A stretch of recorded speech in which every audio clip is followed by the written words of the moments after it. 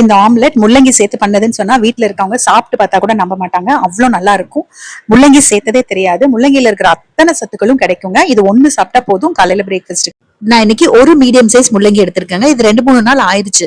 அதனால நான் தோல் சீவிட்டு துருவிக்கிறேன்.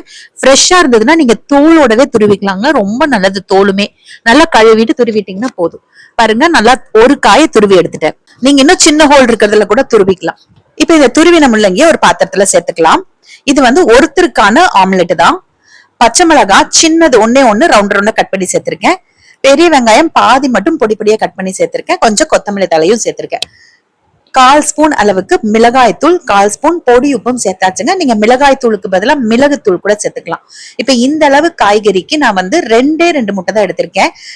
காய்கறி அதிகமா இருக்குன்னு நினைச்சீங்கன்னா 3 எடுத்துக்கோங்க. எனக்கு இது ஒரு ஆளுக்குன்றதுனால நான் 2 மட்டும் எடுத்திருக்கேன். நல்லா கலந்து விட்டுக்கலாங்க.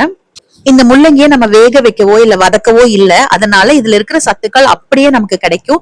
முள்ளங்கி யூசுவலா சாலட்ல எல்லாம் கூட சேர்த்திக்குவாங்க இல்லையா? பச்சையா சாப்பிடுறது ரொம்ப நல்லது.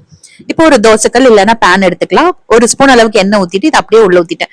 என் பையன் பக்கத்துல இருந்து சொல்லிக்கிட்டே இருக்கான், அம்மா இது ஃபுல்லா ஊத்தாதீங்க, திருப்ப முடியாது, 2ஆ ஊத்துங்க, 2 ஆம்லெட்டா போட்டுக்கோங்க. நான் பெரிய விளையாட்டம் அதெல்லாம் இல்ல, ஒன்னாவே ஊத்திக்கலாம், நல்லா திக்கா இருக்கும்ல அப்படின்னு சொல்லிட்டு ஊத்திட்டேன். ஆனா என்னால திருப்பி போடவே முடியலங்க. திருப்பி போடும்போது பாத்தீங்கன்னா கட் ஆயிருச்சு.